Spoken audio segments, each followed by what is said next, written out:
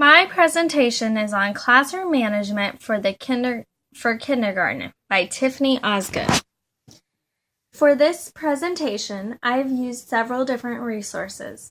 I've used 4 internet sites, which would include Scholastic Teachers, PBS Kids, Empowering Parents, and Everyday Life. I've also used 2 different books, Organizing Teacher's Guide to the Classroom Management and Preschool Classroom Management. So first, we're going to start off with the different things that you need to realize when you are managing a classroom. You need to focus on rules, consistency, consequences, rewards, and communication with parents.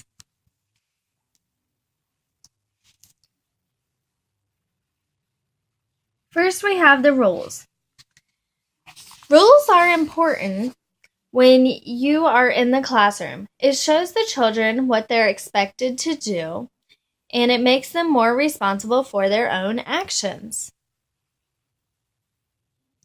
A few comprehensive rules are more effective than having many specific rules, according to Springer and Parasani.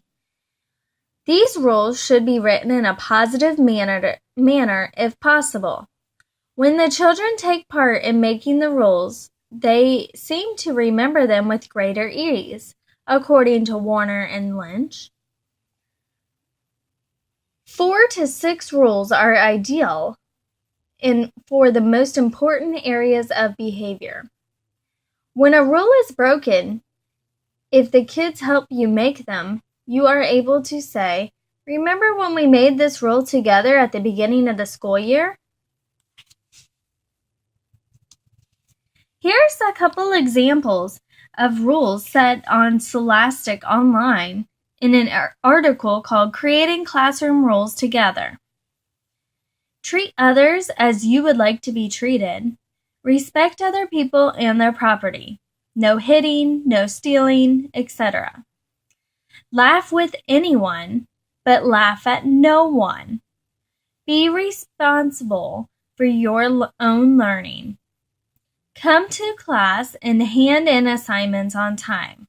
And finally, do not disrupt other people who are working. Next, we have consistency. Consistency is establishing consistency means that you are communicating clear expectations for behavior in the classroom. Springer and Parasani. Being consistent with discipline and rewards is really important when it comes to teaching. If a child knows he or she will get in trouble for doing the wrong thing, they are less likely to continue to do that. Once you let them slide one time, they will know the words that come out of your mouth mean something different than what you will do, and they will push your boundaries. By being consistent, the children will know what behavior is acceptable and not. They will be less confused.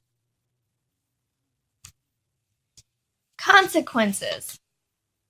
According to Warner and Lynch, children who do not follow the rules need to experience some type of consequence. Otherwise, rules have no meaning to them. When you are disciplining a child, it can be very tricky. You need to make sure that you are disciplining them for the right reason and not just because you're mad. PBS has 3 main things that you need to remember when you're disciplining your child. You need to remember that understand the meaning behind the behavior. Be consistent with your expectations. And do not bribe the child. Then you have rewards, because you need to remember to reward the child if they're doing good things. Rewarding children when they are being good helps them stay motivated to behave. Once a child sees that they get positive attention for doing good things, it makes them want to do it more. This website shows 4 different ways to reward children on everyday life. Different rewards would be verbal rewards. You could have positive charts, small rewards, or bonus bucks. This is just one way that the teacher has done it. Sweet reward behaviors. And every time they're good, they get a cupcake. And when they fill it up, that's when their class gets their prize. According to Springer and Persani, rewarding good behavior helps create a positive climate in the classroom. And having a positive climate helps children want to attend school. There is always something you can point out positive about every child, no matter how small it is. And finally, we have communicating with parents.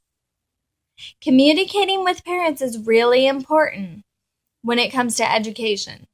Parents need to know when their child's being good, bad, having trouble, and or exceeding at school. Beginning of the year, you should explain how and why and when you will keep in touch with them. Communicating with parents. Never feel pressured in making an important decision, evaluation, or assessment during a child's conference or conversation. Let the parents know that they can trust you, and assure parents that you will inform them immediately about any concerns you might have with regard to their child. When presenting a concern to parents, always be ready to explain what strategies you have already used to address the issue and the new strategies you are considering. So when you are managing a kindergarten classroom, you need to make sure you really focus on your rules and you're consistent with them so the children will know not to test you, and that teach the children that there are consequences with their behaviors, and let them know if they do something good, they can earn rewards. And then you need to focus on communicating with parents, whether it's good communication or bad communication. And there are all my references.